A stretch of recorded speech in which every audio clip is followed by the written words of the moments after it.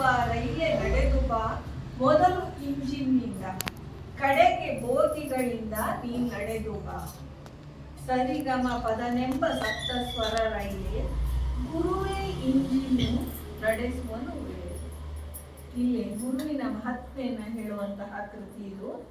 ಗುರುವಿರದ ಗುರಿಯನ್ನು ಸಾಧಿಸಲು ಅಸದಳವೇ ಇರಬೇಕು ಶ್ರದ್ಧೆಯು ನೀರೆರೆಯುವಂತೆ. ಕಂಬಿಯೇ ತಂಬೂರಿ ಶ್ರುತಿ ಇರಲು ಬೇಕು ಎಂಬ ಚುಕ್ಬುಕ್ ತಾಳವಿರಬೇಕು. ಬೆಂಬಿಡದ ಘಟ್ಟಗಳ ನಿಲ್ದಾಣಗಳು ಬೇಕು. ಸಂಭ್ರಮವ ಊದುತ್ತ ಶಬ್ದ ಜನರ ಕರೆಯಬೇಕು. ಎಂತು ಸಾಗಿದರೆಂಬ ಊರು ಬಹುದು ಸಂತಸವು ಸಂಗೀತ ಕಲಿತರೆ ಅಹುದು.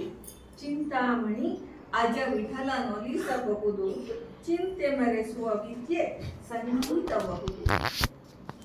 ಮತ್ತೆ ಇವು ಉಗಾಪೊಗಗಳನ್ನ ಒಂದು ನೋಡೋಣಂತೆ. ಒದೆಯಲಿಲ್ಲವೋ ನಿನ್ನ ಭೃಗುಮುನಿಯಂತೆ, ಬಡಿಯಲಿಲ್ಲವೋ ನಿನ್ನ ಯಶೋದೆಯಂತೆ, ಕದ ಕಾಯಿಸಲಿಲ್ಲ ಬಲಿರಾಜನಂತೆ, ನುಡಿನಿಂದ ಇಲ್ಲವೋ ಗೋಪಿಕೆಯರಂತೆ, ನಡೆಸಲಿಲ್ಲವೋ ರಥವ ಆ ಪಾರ್ಥನಂತೆ, ಬಡಿಸಿದೆಂಜಲೆಯ ಬಳಸಲಿಲ್ಲವೋ ಧರ್ಮಜನಂತೆ, ಹಿಡಿಸಲಿಲ್ಲವೋ ಶಸ್ತ್ರ ಭೀಷ್ಮ ಯೋಗಿಯಂತೆ, ಕೆಡಿಸಲಿಲ್ಲವೋ ಶಪಥ ಸಲಹೋ ಅಜವಿಠಲ.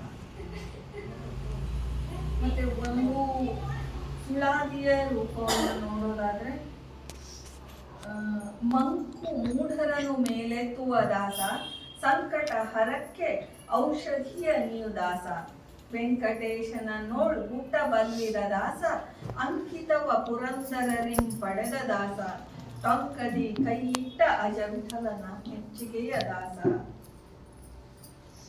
ಇನ್ನು ನಾವು ಒಂದು ಮಹಾಭಾರತದ ಕಥೆಯನ್ನ ಅವರು ಭಾಮಿನಿ ಷಟ್ಪದಿಯೊಳಗೆ ಹೆಂಗೆ ಗದ್ಯ ಸಾಹಿತ್ಯದಾಗ ಹೆಂಗೆ ತಂದಾರೆ, ಪದ್ಯ ಸಾಹಿತ್ಯದಾಗ ಹೆಂಗೆ ತಂದಾರೆ ಅನ್ನೋದು ಒಂದೇ ಒಂದು ನುಡಿಯನ್ನು ನೋಡೋಣ. ಭಾಳ ಸಮಯ ಆಗಿದೆ, ಆದರೂ ಕೂಡ ಒಂದೇ ಒಂದು ನುಡಿಯೊಳಗೆ ನೋಡೋಣ.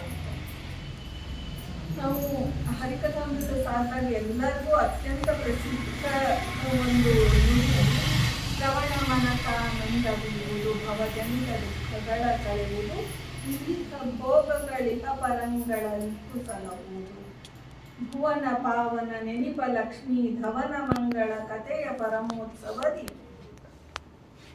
ಕಿವಿಗೊಟ್ಟಾಲಿಪುದು ಭೂಸುರರ ದಿನ ದಿನದಿ. ಈ ಕೃತಿಯನ್ನ ಅವರು ಹೆಂಗ ಅರ್ಥ ಮಾಡ್ಕೋತಾರೆ? ಶ್ರವಣ ಅನ್ನೋ ಒಂದು ಶಬ್ದಕ್ಕೆ ಯಾವ ರೀತಿಯ ಅರ್ಥವನ್ನ ಹೇಳ್ಯಾರ? ಹರಿಕಥೆಯನ್ನ ಶ್ರವಣ ಮಾಡೋದ್ರಿಂದ ಮನಸ್ಸಿಗೆ ಆನಂದ, ಜನ್ಮಾದಪಿ ಬಂದಂತಹ ದುಃಖಗಳನ್ನ ಇದು ಕಳೀತದೆ. ಸಕಲ ಭೋಗಗಳನ್ನ ಈ ಲೋಕದಲ್ಲೂ ಪರಲೋಕದಲ್ಲೂ ಕೊಟ್ಟು ಸಲಹುತ್ತದೆ. ಭೂಲೋಕವನ್ನ ಪಾವನಗೈಸಿದ ಮಹಾಲಕ್ಷ್ಮಿಯ ವಧೆಯ ಕಥೆಯನ್ನ ಕೇಳೋದ್ರಿಂದ ಭೂಲೋಕದ ಜನರು ಅನುದಿನವೂ ಉತ್ಸವದಂತೆ ಸಂಭ್ರಮಿಸ್ತಾರೆ ಅಂತ ನಾವು ಅರ್ಥ ಮಾಡ್ಕೊಂಡಿದ್ದೀವಿ. ಅದು ಅವ್ರು ಹೇಳಿದ್ದಲ್ಲ. ಆದ್ರೆ ಇದ್ರೊಳಗೆ ರಾಮಾಯಣ, ಮಹಾಭಾರತ, ಭಾಗವತ ಈ ಮೂರನ್ನೂ ತಂದಾರ ಅವರು. ಶ್ರವಣ ಅಂದ ತಕ್ಷಣ ಅವರು ಹೇಳೋದು ಶ್ರವಣ ಕುಮಾರನ ಕಥೆ.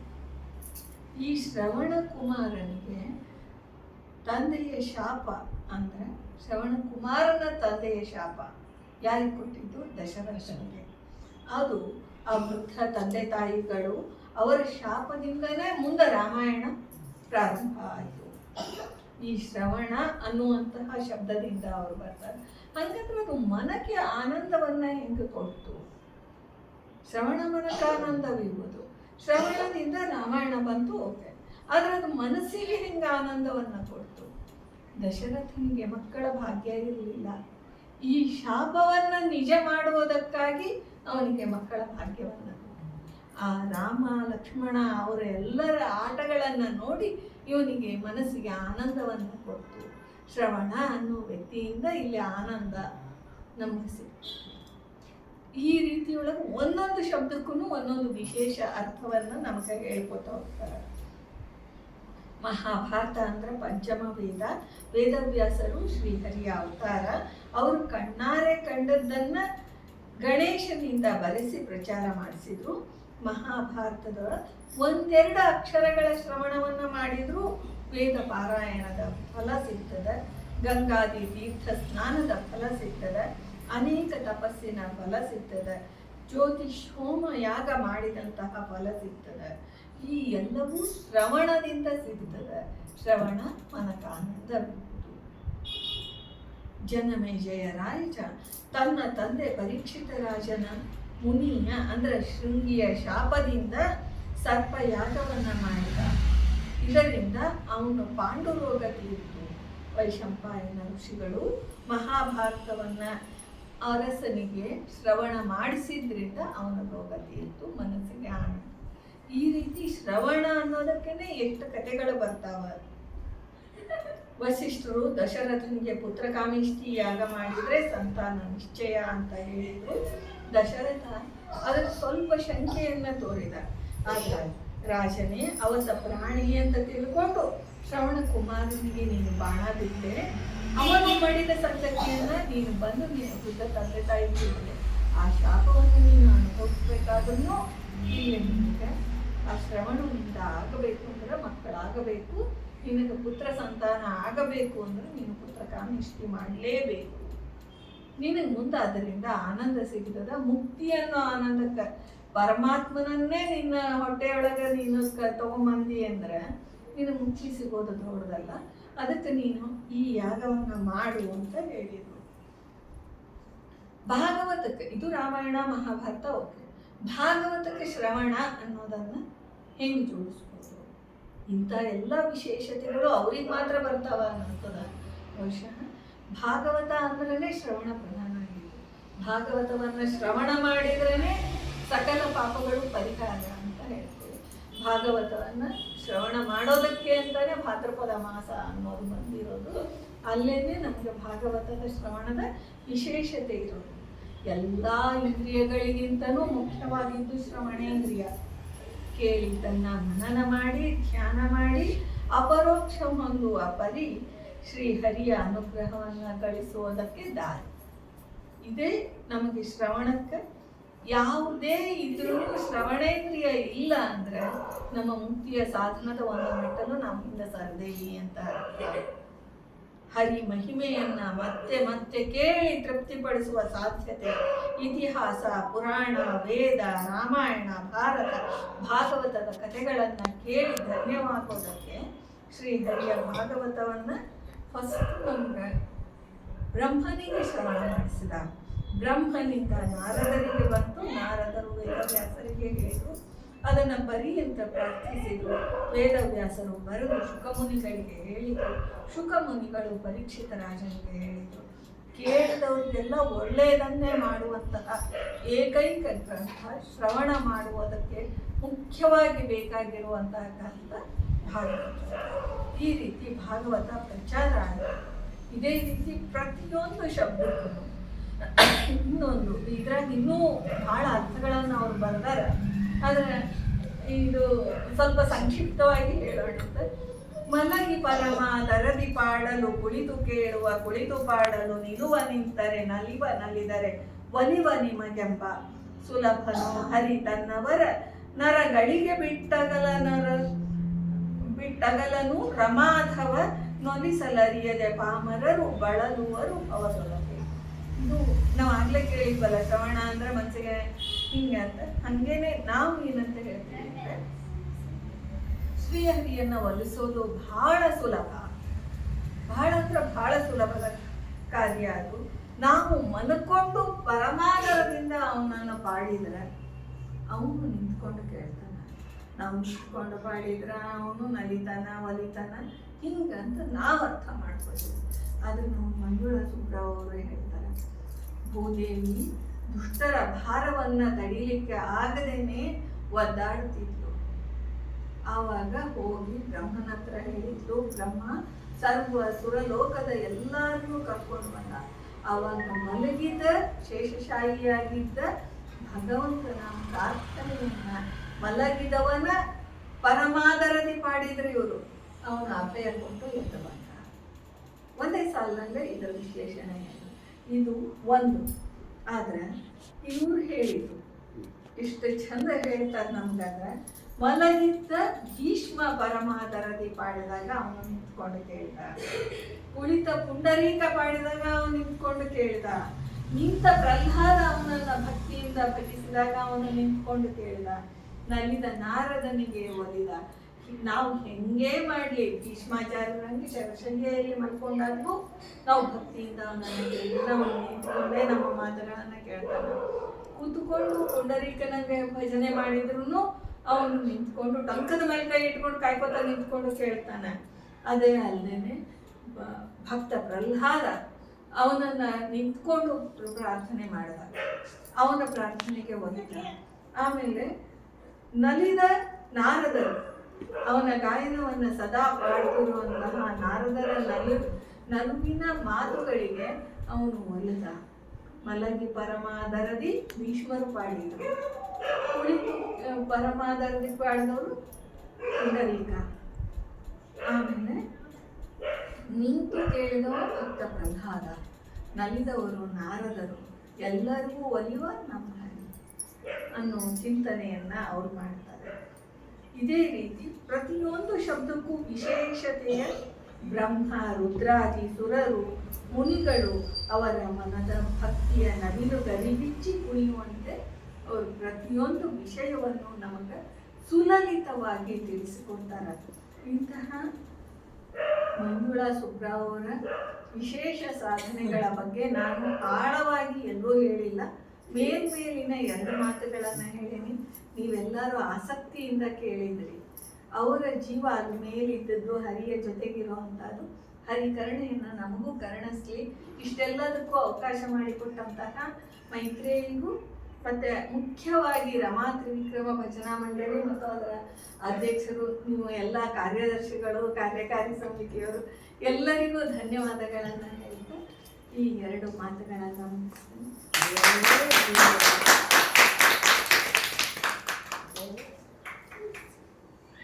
ಹರೇ ಶ್ರೀನಿವಾಸ.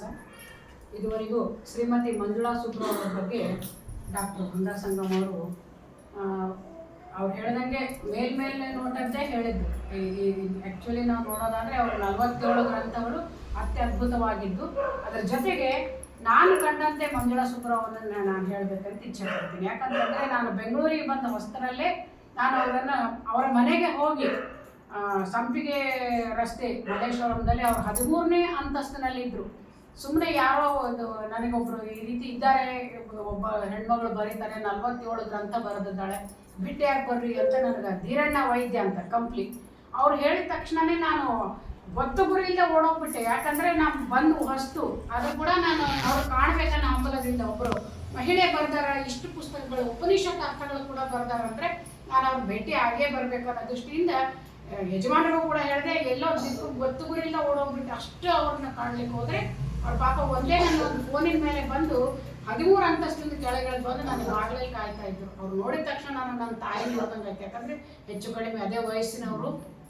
ಆಮೇಲೆ ನೋಡಿದ ತಕ್ಷಣ ನೀವು ಇವರಿಗೆಲ್ಲ ಇಷ್ಟವರೆಗೆ ಹೇಳಿದಂಥ ವಿಷಯಗಳು ಯಾರು ನೀವು ನಂಬಲಿಕ್ಕಿಲ್ಲ. ಅವ್ರ ಮುಖ ನೋಡಿದ್ರೆ ಅವ್ರು ಹೆಂಗಿದ್ರು ಅಂದ್ರೆ ಮೂಕ ಬಾದಿರಂತಿ ಪರ ನೋಡ್ಪ ಜನಕ್ಕೆ ಅನ್ನುವಂತೆ ಏನೇನೇನೇನು ಇಲ್ಲ, ಯಾವ ಒಂದು ಆಭರಣ ಇಲ್ಲ, ಒಂದು ಥರ ಹುಚ್ಚು ಪೆಚ್ಚು ಅವ್ರು ಇರೋದೇ ಅದೇ ಥರ ಇದ್ರಂತೆ. ಅಂದರೆ ಭಗವಂತ ಯಾವ ರೀತಿ ತನ್ನ ಒಂದು ಇದನ್ನು ಕೊಟ್ಟ ಅಂತಂದ್ರೆ, ತನ್ನ ಒಂದು ಅಸ್ತಿತ್ವವನ್ನು ಅಲ್ಲಿ ತೋರಿಸಿದ ಅಂತಂದ್ರೆ ಅವರನ್ನು ಈ ಸಮಾಜದಲ್ಲಿ ಎಲ್ಲ ಮರೆಮಾಡಿಬಿಡ್ತಾರಂತೆ. ತನ್ನ ಪಾಡಿತಾನೆ ಇರೋರಂಥವ್ರು ಎಂದೂ ಯಾವತ್ತೂ ಒಂದು ಮೊಳ ಹೂ ಬೇಡಿಲ್ಲ, ಒಂದು ಒಳ್ಳೆ ಬಟ್ಟೆ ಬೇಡಿಲ್ಲ ಅಂತ ಹೆಣ್ಮಕ್ಳೆಲ್ಲೂ ನಾವು ನೋಡಿಲ್ಲ. ನಿಜವಾಗಿ ಅವ್ರ ಬಾಯಿಂದ ಕೇಳಿದ ಮಾತುಗಳಿವು.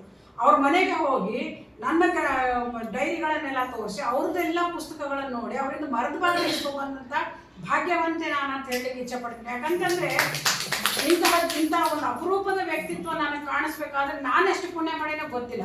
ಅದ್ರ ಜೊತೆಗೆ ಇದಲ್ದೇನೆ ಅವರ ಇಷ್ಟು ಗ್ರಂಥಗಳು ಬರೆದು ಕೂಡ ನಾನು ಹೇಳಿದಾಗ ಆಡಮುಟ್ಟದ ಗಿಡವಿಲ್ಲ, ಮಂಜುಳಾ ಸುಬ್ರಾವ್ ಬರೀಲಾರ್ದ ವಿಷಯ ಇಲ್ಲ. ಒಟ್ಟಾರೆ ಒಂದೇ ಮಾತಿನಲ್ಲಿ ಹೇಳಬೇಕಾದ್ರೆ ಒಂದು ಸಣ್ಣದೊಂದು ಅವ್ರು ಹೇಳಿದ್ರು ಬಹುದೊಳಗೆ ಒಂದು ಸಣ್ಣದನ್ನು ನಾನು ನೆನಪಿದ್ದು ಹೇಳ್ತೀನಿ.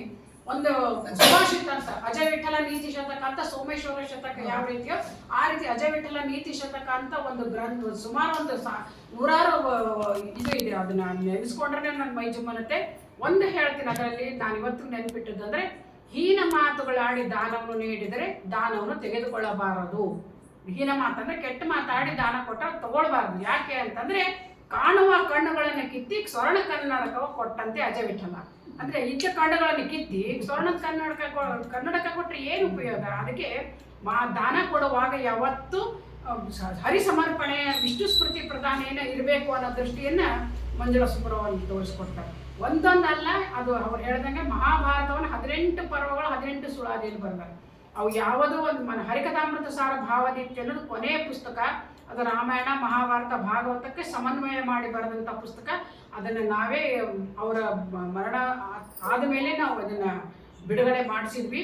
ಅದ್ರ ಜೊತೆಗೆ ಒಂದು ಹೇಳಲಿಕ್ಕೆ ಹೆಮ್ಮೆ ಅನಿಸ್ತದೆ, ಮೊಟ್ಟ ಮೊದಲು ಅಖಿಲ ಭಾರತ ಹರಿದಾಸ ಸಾಹಿತ್ಯ ಸಮ್ಮೇಳನ ನಡೆದಂಥ ಮೊದಲನೇ ಸಮ್ಮೇಳನದಲ್ಲೇ ಶ್ರೀಮತಿ ಮಂಜುಳಾ ಸುಬ್ರಾವ್ ಬಗ್ಗೆ ಹಾಗೂ ಶ್ರೀಮತಿ ಸುಶೀಲಾ ಕಾಂತಾರಾವ್ ಬಗ್ಗೆ ಮೊಟ್ಟ ಮೊದಲು ಪರಿಚಯಿಸಿದವಳು ನಾನೇ ಅವರನ್ನು. ಯಾಕಂದರೆ ಗ್ರಂಥದೊಳಗೆ ಬಂದದ್ದು ಮಂಜುಳಾ ಸುಬ್ರಾವ್ ಮೊದಲನೇ ವಿಷಯ. ಅದು ಮುತ್ತು ಒಂದು ಹವಳ ಅಂತ ನಾನು ಅವ್ರನ್ನ ಪರಿಗಣಿಸಿದ್ದೀನಿ. ಅವರಿಬ್ಬರು ಕೂಡ ನನ್ನ ಏನಂತಾರೆ ಆಧ್ಯಾತ್ಮಿಕ ಕಣ್ಣುಗಳಿದ್ದಂಗೆ. ಅವರೇ ನನ್ನ ಕಣ್ಣು ತೆರೆಸಿದ್ದು. ಉಪನಿಷತ್ತುಗಳು ಬರೀ ಬನ್ನಂಜಿಯವರ ಒಂದು ಮಾತುಗಳನ್ನು ಕೇಳಿ, ಅವರ ಪ್ರವಚನವನ್ನು ಕೇಳಿ ಉಪನಿಷತ್ತಾರ್ಥ ಬರಿಬೇಕಂತಂದ್ರೆ ಎಷ್ಟು ಸಾಮರ್ಥ್ಯ ಇರಬೇಕು. ಅವ್ರು ಹೇಳಿದಾಗ ಅಲ್ಲಿ ಗಣಪ ಇಲ್ಲಿ ಗಣಪ, ಇದು ವಿದ್ಯಾಭೂಷಣ ಹಾಡಿದ್ದು. ಆಮೇಲೆ ಅನೇಕ ಮಕ್ಕಳನ್ನು ಕೂಡ ಇವತ್ತು ನಾಳೆ ನಾವು ನೋಡುವಂಥ ವಯೋವೃದ್ಧರಾದ ಎಲ್ಲ ಅವರಿಗೆ ಏನಂತಾರೆ, ಅವರ ಒಂದು ಪಾಂಡಿತ್ಯಕ್ಕೆ ಸೋಲಲಾರದಂಥ ಪಂಡಿತರೇ ಇಲ್ಲ. ಎಲ್ಲರೂ ಅವ್ರ ಬಗ್ಗೆ ಅವ್ರ ಒಂದು ಅಭಿನಂದನಾ ನುಡಿಗಳು ಹೇಳಿದ್ದಾರೆ. ಅದ್ರ ಜೊತೆಗೆ ಎಲ್ಲ ಸ್ವಾಮಿಗಳಿಂದ ಅವರಿಗೆ ಅನುಗ್ರಹ ಆಗಿದೆ. ನಾನು ನೋಡಿದಂತೆ ಅದು ಹೇಳ್ಬೇಕಂತಂದ್ರೆ ಅದರಲ್ಲಿ ಅದೇ ಆ ಪಟ್ಟಿ ತಗೊಂಡ್ರೆ ನಮ್ಗೆ 5-6 ಪುಟಗಳಾಗುತ್ತೆ, ಅಷ್ಟು ಅವ್ರ ಸಾಧನೆಗಳು. ಹೀಗೆ ಅನೇಕ ವಿಜ್ಞಾನ ನಿಧಿ ತೀರ್ಥರಿಂದ ಅವ್ರ ಮನೆ ಓಪನಿಂಗ್ ಆಯ್ತು ಅಂತ ಹೇಳ್ತಾರೆ. ಎಂಥ ಪುಣ್ಯವಂತರು. ಅದೆಲ್ಲ ನೆನೆಸ್ಕೊಂಡ್ರೆ ಮತ್ತೆ ಯಜಮಾನರು ಮಲಗಿದಲ್ಲಿ 12 ವರ್ಷ, ಒಂದಲ್ಲ ಎರಡಲ್ಲ 12 ವರ್ಷ ಅವ್ರು ಬೆಡ್ ರಿಡನ್ ಆದ್ರೂ ಕೂಡ ಅವ್ರು ಸೇವೆ ಮಾಡ್ತಾನೆ ಈ ರೀತಿ ಅಯ್ಯೋ ನನಗೆ ಯಾವ ಪ್ರಶಸ್ತಿ ಬೇಡ ಏನು ಬೇಡ ಅಂತ ಅವ್ರು ಅಷ್ಟು ಒಂದಿದ್ರೆ. ಅಂದರೆ ಅಜಯ ವಿಠಲ ಅಂತ ಅಂಕಿತ ಕೊಡುವಾಗ ಪೇಜಾವರ ಸ್ವಾಮಿಗಳೇ ಸಣ್ಣವ್ರು ಇವ್ರಿಗಿಂತ. ಅವಾಗ ಇವ್ರು 8 ವರ್ಷದ ಹೆಣ್ಮಗಳು, ಅವಾಗ ಇವರಿಗೆ ಅಂಕಿತ ಆಗಿದೆ ಅಂತಂದ್ರೆ ಇವ್ರು ಎಷ್ಟು. ಆಮೇಲೆ ಎಲ್ಲೇ ಅವ್ರ ಕಾರ್ಯಕ್ರಮ ನಡೀಲಿ ತೊಟ್ಲು ಸೇವಾಕ್ ಇವರೇ ಬಂದು ಹಾಡಬೇಕು. ಈ ರೀತಿ ಒಂದು ವಿಚಿತ್ರವಾದ ಒಂದು ಅವಿನಾಭಾವ ಸಂಬಂಧ. ಅದರ ಜೊತೆಗೆ ಅನೇಕ ವ್ರತ ನಿಯಮಗಳು ಮಾಡಲಾರ್ದ ಹೆಣ್ಮಗಳಿಲ್ಲ. ಇಷ್ಟೆಲ್ಲ ನಾವು ನೋಡ್ತೀವಿ. ಒಂದು ಏಕಾದಶಿ ಮಾಡ್ಬೇಕಾದ್ರೆ ಎಂಪ್ಲಾಯೀಸು ಇದನ್ನ ಮಾಡ್ತಾರೆ, ಆದ್ರೆ ಅದಿಷ್ಟು ಸ್ವಾಮಿ ಮಾಡಿಸಿದ್ದಾನೆ. ಅದು ಅವ್ರ ಯೋಗ್ಯತೆ, ಅದನ್ನ ನಾವು ಚಿಂತನೆ ಮಾಡ್ಬೇಕು. ಯಾಕಂತಂದ್ರೆ ಎಲ್ರಿಗೂ ಆ ಶಕ್ತಿ ಕೊಡಲ್ಲ. ಅದು ಅವ್ರು ಹೇಳ್ದಂಗೆ ಒಂದು ವಿಶೇಷ ವಿಭೂತಿ ಭಗವಂತ ಅವರಲ್ಲಿ ಇಟ್ಟಿದ್ದ. ಸುಧೀಂದ್ರ ತೀರ್ಥ ಅನುಗ್ರಹ ಹಾಗೂ ಕೃಷ್ಣನನ್ನು ಕಂಡದ್ದು ಪ್ರತಿಯೊಂದು ಅವರು ನನಗೆ ವಿರಳವಿರಳ ಹೇಳಿ, ಯಾವುದಾದ್ರೂ ಒಂದು ನನ್ನ ಕಷ್ಟದ ಏನಾದರೂ ಸಮಸ್ಯೆಗಳಿದ್ದಾಗ ನಾನು ಮಾತಾಡಿದಾಗ ನನ್ನ ಮಗಳಿಗೆ ಸ್ವಲ್ಪ ಹುಷಾರಿರಲಿಲ್ಲ, ಮಾತಾಡಿದೆ, ಯಾಕಮ್ಮ ಬೇಜಾರು, ಬರೀ ಫೋನ್ನಲ್ಲಿ ಮಾತಾಡಿ ಯಾಕಮ್ಮ ಬೇಜಾರು ಅಂದರು. ನನಗೆ ಎಷ್ಟು ಖುಷಿ ಆಯ್ತು. ನನ್ನ ತಾಯಿನಂತೂ ಕಳ್ಕೊಂಡಿದ್ದೆ ಅಷ್ಟರಲ್ಲಿ. ಇಲ್ಲ ನನ್ನ ಮಗಳಿಗೆ ಈ ರೀತಿ ಅಪೆಂಡಿಸೈಟಿಸ್ ಆಪರೇಷನ್ ಹೇಳುತ್ತೆ. ಅಯ್ಯೋ ಅದೇನಾಗಲ್ಲ, ಹೆದರ್ಬೇಡ. ಯಾವ ರೀತಿ ಮಾತಾಡಿದ್ರು ಅಂದ್ರೆ ಇವತ್ತು ನನ್ನ ಕಿವಿಯಲ್ಲಿದೆ ಅವ್ರ ಮಾತು. ಯಾಕಂತಂದ್ರೆ ಒಳ್ಳೆಯವ್ರ ಬಾಯಿಂದ ಒಳ್ಳೆ ಮಾತು ಬರ್ತದೆ. ಏನು ಹೆದರ್ಬೇಡ, ಅದೇನಾಗಲ್ಲ, ನೀನು ಯಾಕೆ ಚಿಂತೆ ಮಾಡಿ. ಅದೇ ಒಂದು ಕೊನೆಯ ಮಾತು. ಅವ್ರಿಗೆ ನಾವು ಈ ಸಮಯದಲ್ಲೇ ನಾವು ಅವ್ರನ್ನ ಕಳ್ಕೊಂಡದ್ದು. ದಸರಾ ಹಬ್ಬದಲ್ಲೇ ನನಗೆ ಅವರು ಕಾಲವಾದ ವಿಷಯ ಬಂತು. ಆದರೂ ಕೂಡ ನಾನು ಕಡೆ ಪಕ್ಷ 1-2 ಬಾರಿ ಅವ್ರ ಜೊತೆ ಫೋನ್ನಲ್ಲಾದರೂ ಸಂಪರ್ಕ ಮಾಡಿದ್ದೀನಿ, ಅವ್ರನ್ನ ಭೇಟಿಯಾಗಿ ಬಂದಿದ್ದೀನಿ. ಅಷ್ಟೇ ಸಾಕು ಈ ಜನ್ಮಕ್ಕೆ ಅಂತ ಹೇಳ್ತಾ, ಮಂಜುಳಾ ಸುಬ್ರಾವ್ ಬಗ್ಗೆ ಇನ್ನೂ ಅನೇಕ ಕೃತಿಗಳು ಕಾವ್ಯಾವಲೋಕನ ತುಂಬ ಇದೆ. ಅದನ್ನು ಮುಂದಿನ ದಿನದಲ್ಲಿ ಮೈತ್ರಿ ಕನ್ನಡ ಮಹಿಳಾ ಹರಿದಾಸ ಟ್ರಸ್ಟಿನ ಪ್ರತಿಯೊಂದು ಕಾರ್ಯಕ್ರಮಗಳಲ್ಲಿ ನಾವು ಅವರ ಕಾವ್ಯಾವಲೋಕನಗಳನ್ನು ಮಾಡೋಣ ಅಂತ ಹೇಳ್ತಾ, 1-2 ನುಡಿಗಳನ್ನು ನಾವು ಇಲ್ಲಿ ರಾಮಾಯಣದ ರಾಮಕಥಾಮೃತ ಮಂಜರಿಯ 1-2 ನುಡಿಗಳು ಭಾಮಿನಿ ಶಿಲ್ಪದಲ್ಲಿ ಇದ್ದಿದ್ದನ್ನು ನಾವು ಇವಾಗ ಸ್ವಲ್ಪ ಪಾರಾಯಣ ಮಾಡಿ ಅವರಿಗೆ ಮನಸ್ಸಿಗೆ ಒಂದು ಸಂತೋಷವನ್ನು ಕೊಡೋಣ ಅಂತ ಹೇಳ್ತಾ, ಮಹಿಳಾ ಹರಿದಾಸರು ಅನೇಕರು ಈ ರೀತಿ ಇದ್ದಾರೆ. ಅದರಲ್ಲಿ ಮಂಜುಳಾ ಸುಬ್ರಾವ್ ವಿಶೇಷ ಹಾಗೂ ವಿಭಿನ್ನ ಶೈಲಿಯ ಒಬ್ಬ ಮಹಿಳೆ. ನಾವು ಗಿರಿಯಮ್ಮ ಭೀಮನವ್ರ ಪವಾಡಗಳು ಅಂತ ಹೇಳ್ತೀವಿ. ಇತ್ತೀಚೆಗೆ ಇವರೆಲ್ಲ ಹೇಳಿದ ವಿಷಯಗಳನ್ನು ಕೇಳಿದ್ರೆ ನಿಮ್ಗೆ ಗೊತ್ತಾಗ್ತದಲ್ಲ, ಅವ್ರು ಕೂಡ ಎಷ್ಟು ಮಹಿಮಾವಂತರು. ಭಗವಂತ ಆ ರೀತಿ ಅವರಲ್ಲಿ ವಿಶೇಷವಾಗಿ ನಿಂತಿದ್ದ ಅಂತ ಹೇಳ್ತಾ, ಇದನ್ನ 2 ನುಡಿಗಳನ್ನು ಅವರ ಸ್ಮರಣೆಗಾರ್ಥವಾಗಿ ಮಾಡೋಣ. ವಾಮದೇವನ ತನಯ ಗಣಪನ ಸೌಮನೋಹರ ಪಾದ ಪದ್ಮದಿ ಪಾಮರೆಯು ಬೇಡುವೆನು ಕೃಪೆದೋರುವೆಂತೆನುತ. ಶ್ರೀ ಮಹಾಭಾರತವ ಬರೆದನೆ ರಾಮಾಯಣವನೆ ಬರೆಸು ನಿನ್ನಯ ಏವ ಪಾಶಾಂಕುಶದಿ ಶಿರೋ ನಾಮ ಶೋಭಿಸಲಿ. ರಾಮಚಂದ್ರನು ತನ್ನ ಮನಸ್ಸಿಂ ರಾಮ ಶರಣದಿ ಗೆರೆಯನೆಡೆಯಲಿ. ಈ ಮಗುವ ತೊದಲು ತುಳಿಲಾರಿಸಿ ಕರುಣೆ ತೋರಿಸಲಿ. ಭಾಮೆ ಜಾನಕಿ ಎಳೆದುಕೊಂಡಿಯ ರಾಮಾಯಣ ಆರಋಷದಿ ರಾಮಗ ಕಲಿ ಕುಲಿ ನೋಟ ಬೀರಿ ಪೂರಣಗೈಸಿ ಮರೆ ಮಾಡು ಷಡ್ದಶ ಸಹಸ್ರ ಸ್ತ್ರೀಯರನ್ನು ರಾಮಾಯಣದಿ ಕೃಷ್ಣ ಧರಿಸು ಏಕ ಪತ್ನಿ ವ್ರತವ ಮಾನುಷರಲ್ಲಿ ತರಳವಾಗಿ ಚೋರತನವ ಪರಿಪರಿಯಲಿ ನೆರಳನಾಡಿದ ಬೆಳೆಸು ಗಂಭೀರನಾಗಿ ಪಿತೃವಾಕ್ಯವ ನಡೆಸು ಆರಾಧ್ಯ ದೇವನಿಷ್ಟಮೂರ್ತಿ ಕೃಷ್ಣ ಎನ್ನಿಷ್ಟವು ಧಾರೆಯಾಗಲು ಮೃತದಿ ರಾಮಾಯಣಕ್ಕೆ ಹರಸಿ ಪಾತ್ರಗಳು ಚಿಗಿ ಚಿಗಿದು ನಲಿಯಲಿ ಪೂರಣಾಗಲಿ ಕಾದೆಗೆರಗುವೆ ಮಾರಪಿತ ಮುರಳೀಶ್ವರದಲ್ಲಿ ಚಲಿತೆ ನೀವರೆಸೈ. ಈ ರೀತಿ ರಾಮಕಥಾಮೃತ ಮಂಜರಿ ಸಾವಿರಾರು ನುಡಿಗಳಿಂದ ಕೂಡಿದ್ದು, ಯದ್ಯಪಿ ಒಂದು 4 ನುಡಿಗಳನ್ನು ಮಾತ್ರ ಇಲ್ಲಿ ಅರ್ಪಣೆ ಮಾಡಿದ್ದೇವೆ ಅಂತ ಹೇಳ್ತಾ, ಶ್ರೀಮತಿ ಡಾಕ್ಟರ್ ಬೃಂದಾ ಸಂಗಮ್ ಅವರಿಗೆ ಕನ್ನಡ ಮಹಿಳಾ ಹರಿದಾಸ ಟ್ರಸ್ಟ್ ಹಾಗೂ ರಮಾ ತ್ರಿವಿಕ್ರಮ ಭಜನಾ ಮಂಡಳಿಯಿಂದ ಅವರ ಬಗ್ಗೆ ವಿಶೇಷವಾಗಿ ಇವತ್ತು ಬಂದು ನಮ್ಮ ಹತ್ರ ಈ ಒಂದು 4 ನುಡಿ ನಮನಗಳನ್ನು ಅವರು ನಮ್ಮ ಮುಂದೆ ಹಂಚಿಕೊಂಡ್ರು ಹಾಗೂ ಮಂಜುಳಾ ಸುಬ್ರಾವ್ ಬಗ್ಗೆ ಹೇಳಿದಂಥ ಒಂದು ವಿಷಯಗಳನ್ನು ಹೇಳ್ತಾ ಅವರಿಗೆ ನಾವು ಆಭಾರಿಯಾಗಿದ್ದೇವೆ ಅಂತ ಹೇಳ್ತಾ ಜಯ ಶ್ರೀನಿವಾಸ ಅವರಿಗೆ ವಂದನೆಗಳು.